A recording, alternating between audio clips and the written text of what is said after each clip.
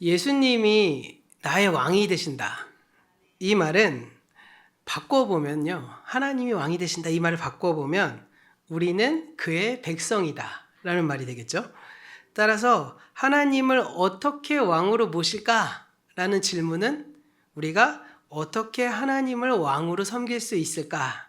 라는 질문으로도 바꿔볼 수 있겠습니다. 오늘은 우리가 지난주에 이어서 세례 요한의 사역을 조금 더 살펴보면서 하나님의 백성으로서 우리의 삶이 어떠해야 하는지를 나누어 보려고 합니다. 세례 요한의 사역을 대표하는 말, 이것은 바로 회개의 세례였습니다. 그는 요단강에서 세례를 베푸는 자였고 이 세례는 회개를 표현하는 의식이기도 했습니다. 그래서 이 회개를 뜻하는 헬라어가 메타노이아라고 명사로 부르고요. 동사로는 메타노에오 이렇게 부릅니다. 그런데 이 단어의 구체적인 원문의 뜻은 가던 길에서 돌이키는 것을 뜻하는 말입니다. 그런 점에서 전에도 몇 번 말씀드렸듯이 회개란 단순히 마음의 후회나 잘못을 깨닫고 뉘우치는 것을 넘어서서 우리가 가던 길에서 완전히 방향을 전환하는 것을 뜻하는 말입니다. 그런데 그것은 천사 가브리엘이 이 요한의 아버지 사가랴에게 나타나서 예고하신 바와 같은데요. 이 말씀이 누가복음 1장 16절과 17절에 나오고 있습니다. 이것은 가브리엘이 요한에게 관한 탄생을 예고하는 말씀인데 우리 화면을 보시면서 함께 읽어보도록 하겠습니다. 이스라엘 자손은 주 곧 그들의 하나님께로 많이 돌아오게 하겠습니다.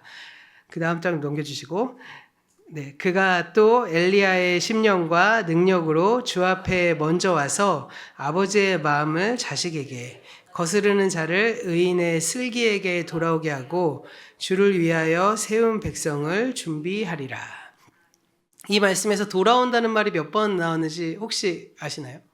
돌아온다. 16절과 17절에 각각 한 번씩 2번 나왔거든요. 근데 원래 원문에서 보면 이 돌아온다는 말을 3번 씁니다. 그래서 이를 반영한 세번역 버전의 말씀을 우리가 다시 한번 읽어보려고 합니다. 우리 화면 넘겨주시고 16절과 17절 화면을 보시면 함께 읽어보도록 하겠습니다. 이스라엘 자손 가운데 많은 사람을 그들의 주 하나님께로 돌아오게 할 것이다. 그는 또한 엘리야의 심령과 능력을 가지고 주님보다 앞서 와서 부모의 마음을 자녀에게로 돌아오게 하고 거역하는 자들을 의인의 지혜의 길로 돌아서게 해서 주님을 맞이할 준비가 된 백성을 마련할 것이다. 이렇게 3번 반복되고 있는 거 보이시죠? 이러한 예고처럼 세례 요한은 돌아오게 하는 사람, 즉 회개하게 하는 사람이었습니다. 그리고 그 회개에는 분명한 방향이 있죠. 그것은 부모 되신 하나님께 돌아가는 것이고 거역의 길로부터 의인의 지혜의 길로 돌아서는 것이고 그 돌아섬을 통해서 하나님의 백성으로 준비되게 하는 것. 이것이 바로 이 세례 요한이 가지고 있는 사명의 그 방향이었고 회개의 목적이었다고 할 수 있겠습니다. 돌아가서 하나님의 백성으로 준비되는 회개. 이것은 바로 마가복음 1장 14절과 15절 말씀에 함축되어 있는 이야기이기도 합니다. 마가복음 1장 14절과 15절은 이 복음서에 기록된 예수님의 공생의 사역 전체를 요약해 주는 말씀인데 이 말씀은 너무너무 중요한 말씀입니다. 그래서 제가 거의 설교 때마다 거의 매번 이 말씀을 읽었잖아요. 그러니까 이 말씀은 그냥 툭 찔러도 나올 수 있는 암송해야 할 말씀이다. 왜냐하면 이 말씀 자체가 바로 예수님께서 공생의 사역의 가장 핵심이 되는 말씀이기 때문입니다. 이 말씀 한번 마가복음 1장 14절과 15절 말씀도 함께 읽어보도록 하겠습니다. 요한이 잡힌 후 예수께서 갈릴리에 오셔서 하나님의 복음을 전파하여 이르시되 때가 찼고 하나님의 나라가 가까이 왔으니 회개하고 복음을 믿으라 하시더라. 아멘. 여기서 이 복음이란 기쁜 소식이죠. 그 기쁜 소식은 무엇이죠? 하나님의 나라가 가까이 왔다는 겁니다. 그래서 하나님의 나라가 가까이 왔다는 말은 이제 하나님께서 오셔서 우리를 다스리신다라는 뜻이죠. 하나님께서 이 나라를 다스리고 내가 속한 공동체를 다스리고 바로 나를 다스린다라는 것입니다. 그래서 이 복음을 믿는다는 것은 그 하나님의 나라, 하나님의 다스리심을 내가 받아들이고 그 뜻대로 살아가는 것을 의미하는 것이죠. 하나님께서 왕이 되시고 내가 그분의 백성이 되어서 나를 온전히 다스리시도록 내가 하나님 앞에 내 자신을 내어드리는 것. 이것이 바로 우리가 살아가고 있는 삶의 중요한 바탕이 되는 것이고, 그 나를 통해서 그 복음을 믿고 하나님께 내어드리는 사람들의 공동체에 하나님의 다스리심이 실현되고, 더 나아가서 온 세계 열방 가운데 하나님께서 다스리심이 실현되는 것, 이것이 바로 우리가 예수를 믿는 궁극적인 목적이 되는 것입니다. 그런 점에서 우리가 구원받는다는 건 내가 단순히 구원받고 죽어서 천국 가는 것만을 의미하는 것이 아니라, 하나님의 나라가 임해서 나를 다스리시고 우리의 교회를 다스리시고 이 나라와 이 땅을 다스리도록 우리가 사명을 받은 공동체라는 뜻을 가지고 있다는 것입니다. 그런데 회개란 그 과정에서 일어나는 변화를 의미하는 말씀입니다. 전에 내가 하나님의 백성이 아니었는데, 그 전에는 내가 다른 왕, 다른 주님을 섬기고 있었는데, 이제 내가 돌이켜서 방향을 완전히 바꿔서 하나님만을 주인으로 섬기겠다는 선언이죠. 그 돌이킴, 그 전향, 이것이 바로 회개라는 것입니다. 그렇다면 하나님을 섬기기 위해서는 내가 전에 섬기던 왕으로부터, 전에 섬기던 주로부터 돌이키는 것입니다. 그 말의 뜻은 내가 전에 섬기고 믿고 따르고 있던 세력이 있다는 것이죠. 그 존재가 있다는 겁니다. 그런 점에서 우리가 그 전에 섬기던 왕에서 돌이킨다는 말은 양다리 걸칠 수 없다는 뜻이기도 하죠. 한 왕을 섬기기 위해서 다른 왕을 포기한다는 것입니다. 이처럼 돌이키지 않으면 하나님의 백성이 될 수 없고, 회개하지 않으면 복음을 믿을 수 없다는 것을 우리는 믿으시기를 바랍니다. 그리고 이것이 주님의 오실 길을 준비하기 위해서 회개에 합당한 열매를 맺게 하는 세례 요한의 주요 사역이었다는 것입니다. 그런데 가만히 살펴보면요, 이스라엘의 역사가 바로 이러한 돌이킴의 연속이었다는 겁니다. 출애굽한 이스라엘 백성들은 그들이 전부터 섬겼던 이 풍요의 신으로부터 돌이켜서 하나님의 백성으로 살아가야만 했습니다. 그들은 애굽에서 빠져나온 지 얼마 안 되어서 광야에서 먹을 것이 없자 이렇게 불평하는데, 바로 출애굽기 16장 3절의 말씀입니다. 이 말씀도 우리가 한 목소리를 함께 읽어보도록 하겠습니다.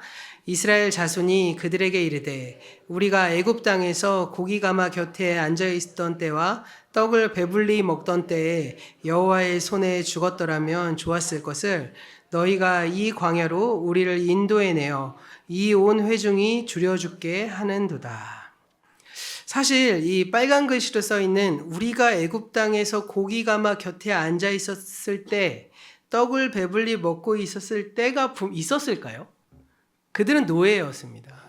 그런데 노예였기 때문에 그 노동력을 보존하기 위해서 굶기지는 않았을 거잖아요. 네, 그 노동력을 보존하기 위해서 그냥 배불리 먹이던 하여튼 식사를 줬을 겁니다. 근데 그것을 지금 부러워하고 있는 겁니다. 조금 배고프다고요. 그러니까 그들은 배고픈 하나님의 백성이 되기보다 차라리 배부른 노예가 되기를 지금 갈망하고 있는 것입니다. 구체적으로 말하면 자유로운 하나님의 백성이 되어서 고난을 당하는 것보다 노예로 살더라도 파라오의 백성이 되어서 당장의 배고픔을 해결하는 것이 더 낫다고 말을 하고 있는 것이죠. 하지만 분명한 사실은 무엇입니까? 이러한 상황, 이러한 정신머리, 이러한 상태로는 도저히 하나님의 백성이 될 수 없다는 것입니다.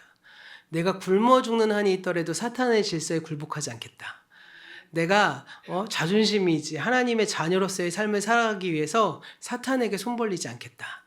하나님의 백성으로서의 그 자존심을 꿋꿋이 지켜가겠다. 이런 마음으로 살아가야 우리가 적어도 기본적인 하나님의 자녀로서의 삶이 세팅되어야 하는 것인데, 이들은 오히려 노예 생활에서 그들이 던져주는 먹을 거에 그저 만족하고 그것으로 허기를 면하는 것을 더욱더 바라고 있는 이런 모습이었기 때문에, 사실 그들은 바로 하나님의 백성으로 될 수 없어서 광야 땅에서 40년간 광야 생활을 한 것입니다. 사실은 하나님께서 자신의 백성으로 준비시키고자 광야 생활을 한 거지, 그들이 바로 그냥 가나안 땅에 가서 그 땅을 정복했더라면 그들은 사실은 정복할 수도 없었을 뿐만 아니라 하나님의 백성다운 삶을 살아낼 수도 없었겠죠. 그래서 하나님께로 완전히 돌이키게 하기 위해서 이스라엘 백성은 40년 동안 광야에 떠돌면서 철저히 하나님의 백성이 되는 훈련을 한 것입니다. 그렇게 훈련의 과정을 거쳐서 하나님의 백성이 된 이스라엘은 가나안 땅에 정착한 후에도 다시 선택의 기로에 직면합니다. 가나안 땅의 신이자 풍요의 신인 이 바알의 강력한 유혹 앞에 속수무책으로 흔들려 버리게 된 것입니다. 이집트에는 이집트의 신이 있고 가나안 땅에 가나안의 신이 있고 광야에는 광야의 신이 있다. 이것은 제가 전에 설명드렸던 그 당시 사람들의 신 개념에는 신은 지역구와 주특기가 있다고 말씀드렸잖아요. 그러한 생각을 가지고 살았습니다. 그러니까 이 이집트의 신의 영역에서 우리가 출애굽해서 광야 생활의 신은 여호와 하나님이라고 믿고 40년을 살았는데 이제 요단강을 넘어서 가나안 땅에 들어가려고 하니까 그 가나안 땅에는 사실은 풍요의 신인 바알이 버티고 있고 그 바알의 주된 임무는 주특기는 농업이었습니다. 그래서 이제 이스라엘 백성들이 그 가나안 땅에 가면 이제 유목업을 버리고 농업을 선택해야 하는데 그 농업의 신인 바알에게 잘 보여야 하는 것 아닌가? 내가 이 바알한테 좀 잘 보여야지 내가 좀 먹고 사는 것 아닌가? 라는 생각이 그 당시 사람들을 지배하고 있고 유혹하고 있었던 사상이었다는 것입니다. 이것은 사실은 이스라엘뿐만이 아니라 대부분의 사람들이 가지고 있었던 어떤 상식과 같은 생각이었는데요. 열왕기하 5장의 말씀을 보면 누가 나오냐? 바로 시리아의 군사령관이었던 나아만 장군이 나오는 사건이 나옵니다. 이 나아만 장군이 나병에 걸려서 고침을 받기 위해 이 이스라엘의 예언자 엘리사를 찾아가서 그에게 있어 깨끗하게 씻음을 받는 사건을 경험하고 나는 사건 우리 다 아실 겁니다. 이 수많은 사건 뒤에 가장 제가 이 말씀을 보고 처음에 깜짝 놀랐고 의아했던 것이 무엇이었냐면 이 나아만 장군이 모든 치료가 마치고 이 자신의 본국으로 시리아 땅으로 돌아가려고 하는 그때 나아만 장군이 한 일이 무엇인지 아십니까? 이 나아만 장군은 나귀 등에다가 흙을 가득 실어서 한 몇 개 정도, 몇 포대기 정도를 두어 마리 실을 정도로 가득 흙을 퍼서 이렇게 보냅니다. 왜 흙을 퍼갔을까요? 그 이유는 방금 제가 설명드렸던 대로 당시에 그 사람들에게는 신은 지역구, 그러니까 그 땅과 그 땅에 속해 있는 잘하는 어떤 일들이 있다고 말씀드렸잖아요. 근데 시리아 장군이 나아만이 이제 본국으로 돌아가야 합니다. 그럼 무슨 생각을 하죠? 내가 여호와 하나님에게 고침을 받았는데 이제 여호와 하나님의 능력을 잊고 살아가고 싶은데 내가 그 살아갈 능력이 시리아 땅에서는 그 영향력이 벌어지지 않을 것 같으니까 이스라엘에 있는 흙을 퍼가서 자신의 집에 뿌려놓는 겁니다. 그래서 여기가 바로 여호와 하나님의 능력이 임하는 땅이야 하고 싶어서 나귀에게 흙을 실어서 가는 것이죠. 그러니까 그때 당시에 사람들의 신의 개념은 이 정도 수준이었습니다. 그 정도로 이 사람들에게 있어서 신이라는 존재는 땅에 매여 있는 존재라고 생각을 한 것이죠.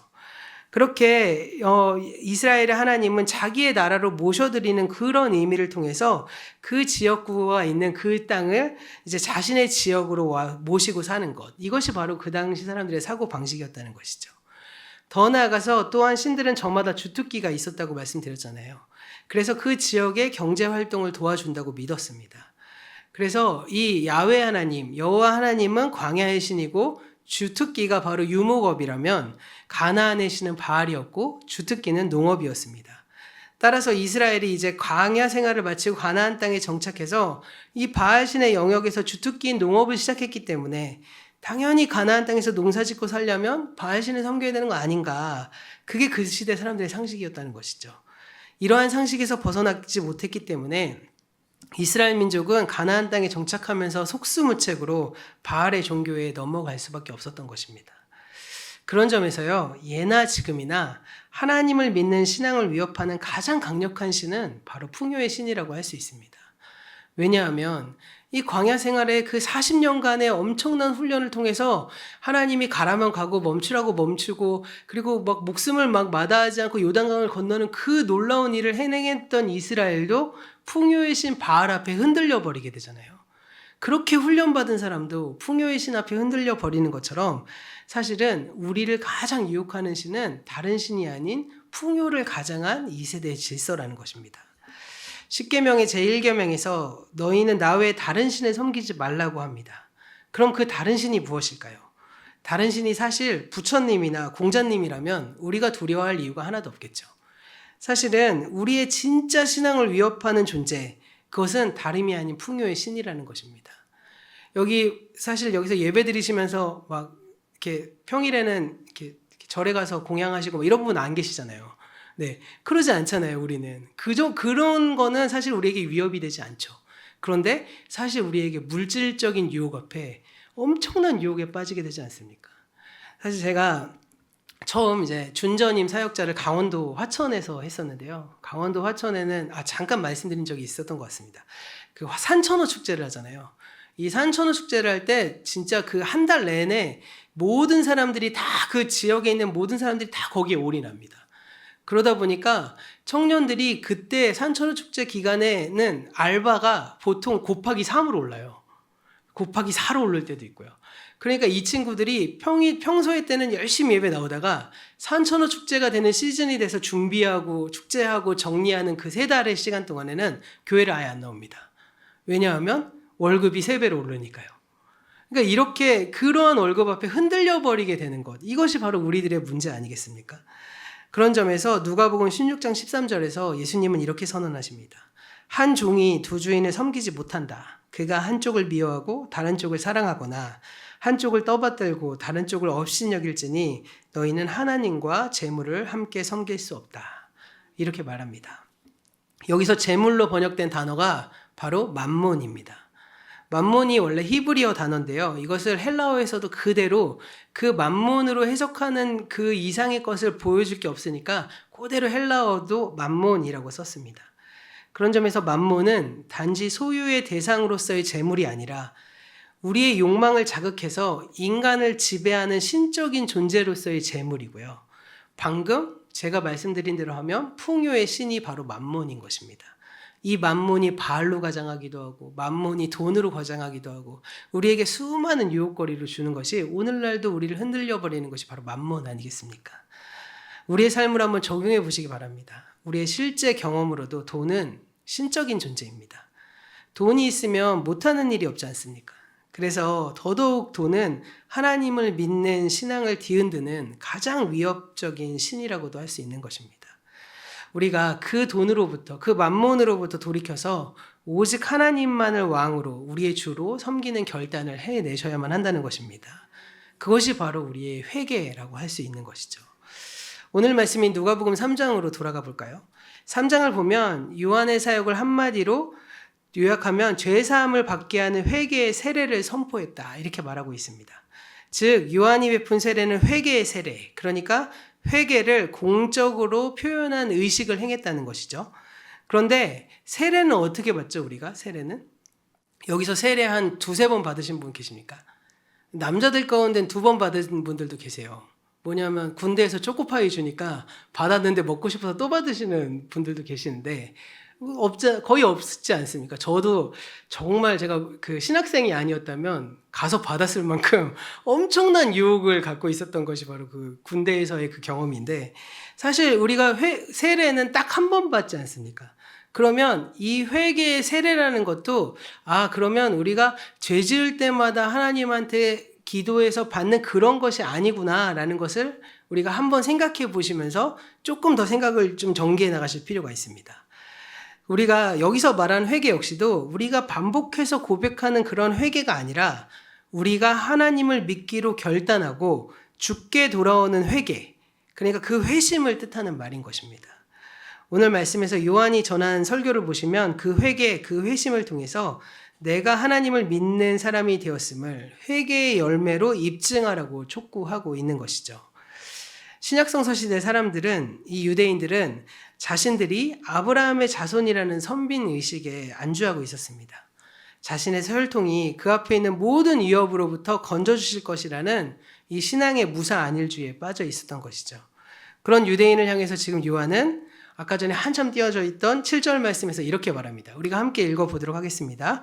요한이 세례를 받으러 나아오는 무리에게 이르되 독사의 자식들아 누가 너희에게 일러 장차 올 진노를 피하라 하시더냐. 요한은 독사의 자식들 이러면서 독설을 퍼붓습니다. 너희는 그러니까 아브라함의 자손이 아니라 독사의 자손, 그러니까 사탄의 후예다 이렇게 말을 하는 것입니다. 더 나아가서 요한은 8절에서 또 이렇게 경고하는데요. 이 말씀도 함께 읽어보도록 하겠습니다. 그러므로 회개에 합당한 열매를 맺고 속으로 아브라함이 우리의 조상이라 말하지 말라. 내가 너희에게 이르노니 하나님이 능히 이 돌들로도 아브라함의 자손이 되게 하시리라. 아멘. 아브라함이 하나님의 백성이 된 이유는 무엇일까요? 아브라함이 하나님의 백성이 된 이유는 오직 하나님의 은혜로 말미암은 것이죠. 아브라함이 무엇인가 잘해서 선택받은 건 아니지 않습니까? 아브라함은 사실 이 창세기의 말씀을 쭉 보시면 하나님을 알지도 못했던 사람이었어요. 그냥 하나님이 전적인 능력으로 아브라함을 탁 찍은 거거든요. 그러니까 하나님의 무조건적인 선택에 의해서 그냥 하나님의 백성이 된 것입니다. 그런 하나님은 유대인이 아니라 길가에 떨어진 돌멩이를 가지고도 하나님의 백성으로 만드실 수 있는 능력을 가지신 분이십니다. 그렇다면 어떻게 우리가 그들은 어떻게 생각해야 됐을까요? 아, 내가 하나님의 백성으로 우리의 조상이 선택받은 것이 얼마나 감사한 일인가. 이렇게 감격해야 될 일인데 그것을 감격하지 않고 아, 나는 이미 구원받은 하나님의 백성이야 라고 생각을 했다는 거예요. 우리도 그렇지 않습니까? 우리는 예수 믿어서 구원받은 하나님의 백성이야. 맞는 말씀인데요. 그 하나님의 백성이라는 말에 감격과 감사가 넘치십니까? 아니면 나는 구원받았다는 보증수표를 가지고 있다고 생각하십니까? 그거에 따라서 우리의 모습이 이 유대인들이 가지고 있는 선민의식과 크게 다를 바가 없다는 것이죠. 결국 아브라함의 자손들이 하나님의 백성이 된 이유는 아브라함의 유전자에 무슨 특별한 성분이 있어서가 아니라 그 후손을 하나님의 백성이 되게 하는 어떠한 그런 특별한 다른 무슨 목적과 다른 뜻이 있어서가 아니라 그것은 오직 하나님의 전적인 은혜와 선택에 의한 것이라는 겁니다. 그런 점에서 그들은 사실상 이 온 우주 만물, 창조 만물의 상황에서 보자면, 하나님의 입장에서 보자면 돌들보다 크게 나을 것이 없다는 거예요. 사실 하나님의 입장에서 우리를 너무너무 사랑하셔서 우리가 다른 만물보다 좀 더 특별하게 창조하셨지만 그럼에도 불구하고 하나님이 세상을 사랑하시는 것과 하나님이 우리를 사랑하시는 것은 별반 큰 차이가 없는 사랑입니다. 근데 우리가 뭔가 이렇게 이렇게 된 사람인 것처럼, 뭔가 우리가 막 하나님 같은 존재인 것처럼 생각하면서 우리가 이 자연 만물을 우리 마음대로 쓴 결과 오늘 우리가 이렇게 고통받지 않습니까? 오늘날 이 수많은 기후위기의 상황들은 결과적으로 한 3, 40년 전에 우리가 환경을 오염시켜 놓은 결과로 이렇게 우리에게 다가온다고 하는 이야기들이 있잖아요. 그렇다면 우리 이후에 다음 세대인 3, 40년 뒤에는 이것보다 훨씬 더 심각한 상황에 처해질 것이라는 것은 너무나도 안타까운 일이지만 그렇게 될 수밖에 없는 상황이겠죠. 그렇기 때문에 오늘 우리가 지금부터라도 하나님의 창조 질서에 우리가 그 원래의 회복을 위해서 우리가 한 걸음 한 걸음 나아갈 필요가 있다는 것이죠. 그것이 우리의 마음속에 하나님께서 선택받은 우리가 민족이지만 우리가 그의 피값으로 사신 구원 백성이지만 하나님이 그 피값으로 사신 백성을 통해서 하시고자 하는 것은 우리만 구원시키려는 것이 아니라 만물을 회복하게 하는 사명을 주셨다는 것, 이것을 우리가 기억해야 한다는 것입니다.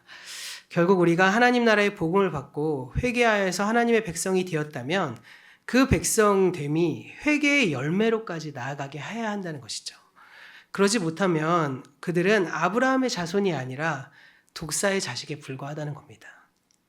요한은 이러한 지적을 통해서 세례받은 자들이 세례를 무슨 자신의 어떤 마술적 효력이 있는 것이냐 착각하고 마치 보험 들듯이 세례를 받는 것을 경고하고 있습니다. 내가 세례받아서 하나님의 백성이 되었다는 보증을 획득했으니까 이제 나는 아무래도 괜찮다라는 이 그릇된 생각을 교정해야 한다는 것이죠. 더 나아가서 이 세례라는 가시적인 종교 행위를 통해서 믿지 않는 사람들과 우리를 구별하는 것으로 천국 가는 보장을 삼지 말라는 뜻도 포함되어 있는 것입니다. 8절 말씀에 나오는 속으로 아브라함이 우리의 조상이다 라는 이 말은 우리식으로 바꿔보면 속으로 나는 교회 다니니까, 나는 구원받았으니까 라고 생각하지 말라는 뜻입니다. 그래서 누가복음 3장 3절은 이 요한이 회개의 세례를 베풀었다고 나오는 것이 아니라 요한이 회개의 세례를 선포했다 이렇게 말을 하고 있습니다. 세례를 주는 이후에 너희는 세례받았으니까 이제 하나님의 백성이 되었어 라는 보증서를 발급하는 것이 아니라 이제 너희의 세례가 진정한 회개의 세례가 될 수 있도록 너희가 삶의 열매를 맺어라. 이제 하나님의 주되심을 실현하고 살아라 라는 것을 반복해서 촉구하고 있는 것입니다. 그렇다면 그들은 어떻게 그 회개의 열매를 맺을 수 있을까요? 바로 10절부터 14절까지 이 요한이 제시하는 회개의 열매를 맺는 방식은, 그런데 가만히 보시면 아주 의아할 정도로 단순하고 일상적인 용어로 채워져 있습니다. 그러니까 7절부터 19절까지 나온 그 엄중한 경고에 비하면 의아할 정도로 단순하고 일상적인 열매를 지금 말하고 있다는 것이죠. 우리가 좀 자세히 살펴보자면 세 그룹의 사람들이 요한에게 나와서 그러면 우리가 무엇을 해야겠습니까? 이렇게 질문합니다. 11절 말씀에서 첫 번째 그룹의 사람들에게 요한이 이렇게 대답합니다. 우리가 함께 읽어보도록 하겠습니다. 대답하여 이르되 옷 2벌 있는 자는 없는 자에게 나눠줄 것이요 먹을 것이 있는 자도 그렇게 할 것이니라 하고, 여기서의 옷은요 사실 그냥 우리가 입는 일상 옷이 아니라 속옷을 의미하는 단어입니다. 그런 점에서 속옷 2벌 가진 사람은 없는 사람에게 나눠주고 먹을 것을 가진 사람도 그렇게 해라, 이렇게 말씀하고 있는 것입니다. 사실 속옷이 2벌밖에 없는데 그것을 나누어주고 먹을 것이 단지 몇 일밖에 없는데 그것을 나누어 준다는 것, 그것은 굉장히 혁명적인 방식이라고도 할 수 있겠죠. 그리고 그것이 우리의 회개를 보여주는 열매라고 지금 성경은 말하고 있습니다. 두 번째로 13절에 나오는 세리들에게도 이렇게 말합니다. 함께 읽겠습니다. 이르되 부과된 것 외에는 거두지 말라 하고. 이 부과된 것 외에는 거두지 말라는 것은 정해준 것보다 더 많이 걷지 말아라 라는 말이죠. 이것은 오늘날 우리에게는 굉장히 당연한 거지, 세금 정해진 대로 내면 되지, 이렇게 생각할지 모르겠지만 사실 이 말은 세리의 일을 계속할 수 있도록 하나님께서 정해지는 그 세리의 어떤 직업의 방식을 정면으로 도전하고 있는 거예요. 사실 이 말씀을 보고 어떤 분들은 그래도 예수님이 참 다행스럽게도 세리의 일을 그만두지는 말라고 하셨구나, 세리를 하되 정해진 것들만 거둬라 라고 말씀하셨구나 라고 해석하는 분들이 있는데, 사실요 그렇게 해석하고 따르면 세리는 부과된 것 이상의 것을 더 거두지 않으면 먹고 살지 못하는 직업입니다. 그러니까 세리가 생존하는 방식은 부과된 것보다 더 거둬야지만 세리가 생존하는 방식이라는 겁니다. 당시 세금은 2가지로 보통 거둬지는데, 하나는 로마에 내는 인두세와 같이 로마에 직접 세금을 걷는 것이 있고요. 또 하나는 이 세금을 지역마다 할당을 주는 것입니다. 예를 들면 서울은 얼마, 예를 들면 보령은 얼마, 이런 식으로 로마가 이렇게 지역마다 이렇게 세금을 이렇게 거두려고 이렇게 공고를 내면 사람들마다 이제 입찰을 하는 거죠. 제가 만약에 보령에서 세금을 좀 걷고 싶어요. 그러면 저는 1년에 보령의 세금을 5억 걷겠습니다. 이렇게 하고 로마에 되면 다른 사람은 딱 저는 보령에 10억을 걷겠습니다. 어떤 사람은 저는 보령에 15억을 걷겠습니다. 그럼 누가 입찰되죠? 15억 걷는 사람이 이제 입찰되는 겁니다. 그럼 그 사람이 그 로마 제국의 15억을 걷기 위해서 다른 세리들을 고용해서 자, 우리 가가호 방문해서 이만큼 걷어. 그럼 15억만 걷겠습니까? 15억에서 1억 더 거두면 양심적이고, 5억 더 거두면 조금 나쁜 놈이고, 10억 더 거두면 15억 더 거두면, 이렇게 되는 게 이제 그들의 삶의 생존 방식이었다는 것입니다. 그런 점에서 요한은 그 직업이 유지되고 있는 방식을 지금 근본적으로 묻고 있는 거예요. 그래서 요한이 이제 군인들에게 주는 그 다음 충고도 마찬가지의 충고를 하고 있는데, 바로 14절 말씀입니다. 이 말씀까지 하고 같이 설명드리겠습니다. 읽어보시겠습니다.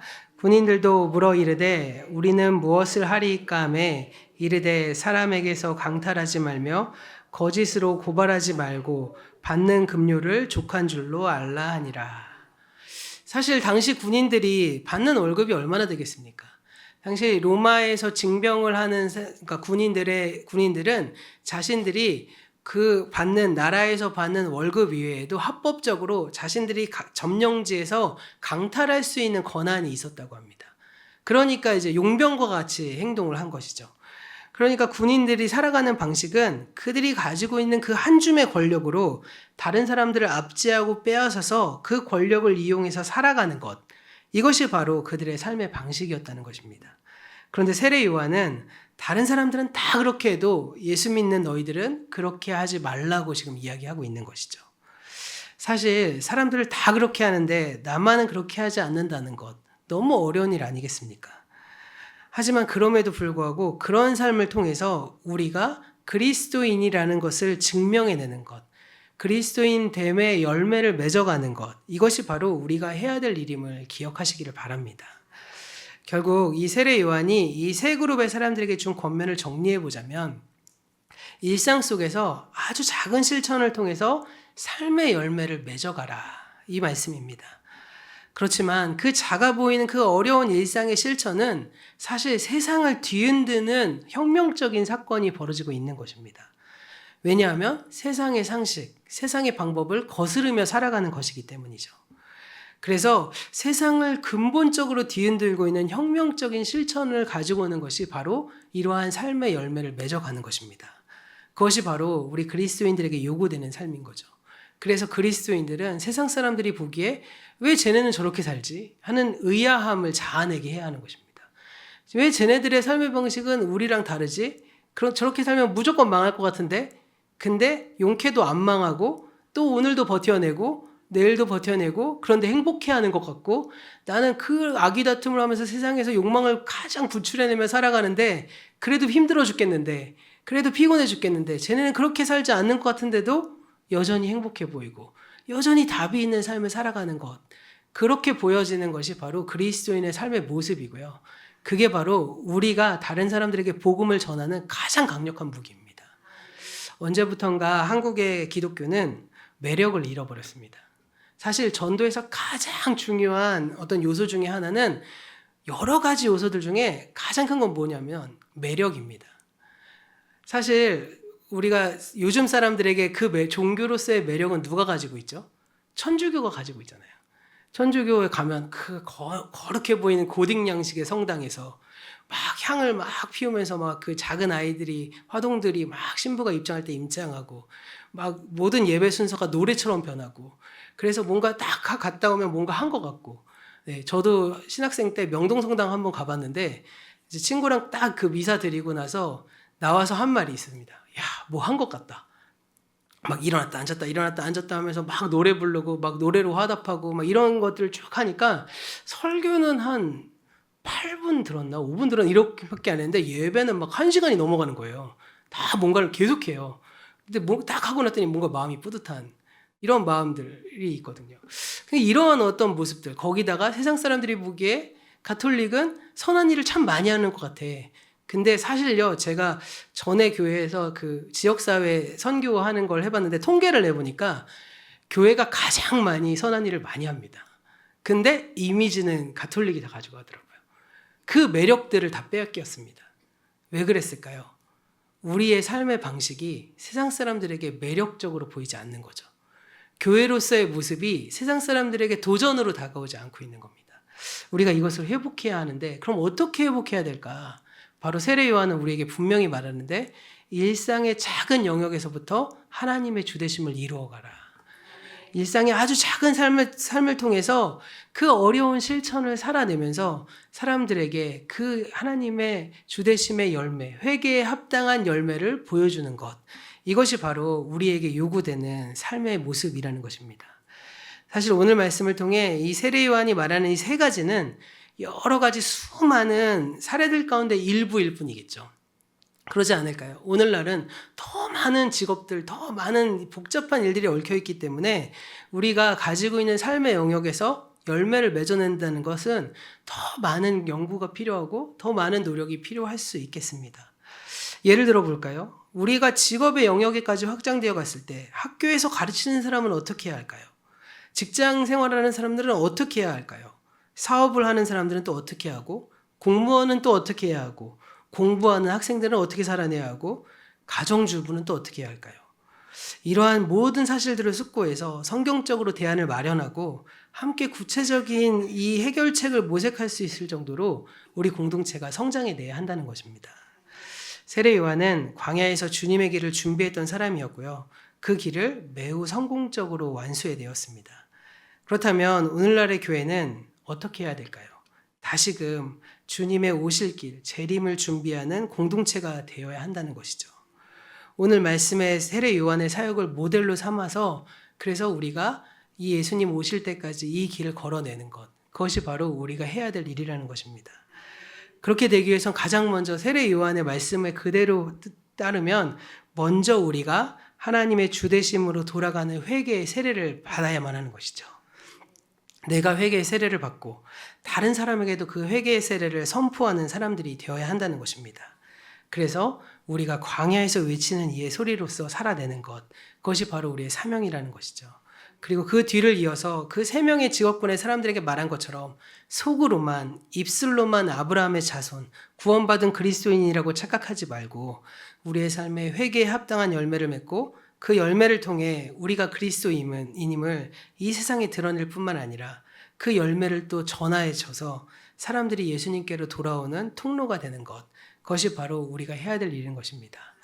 우리 남아있는 한 주간의 삶 역시도 우리가 회개에 합당한 열매를 맺어서 주님 보시기에 주님의 자녀로서 다른 사람들에게 매력을 선보일 뿐만 아니라 그 열매를 다른 이들에게도 선사하는 저와 여러분이 되기를 주님의 이름으로 간절히 축원합니다. 기도하겠습니다.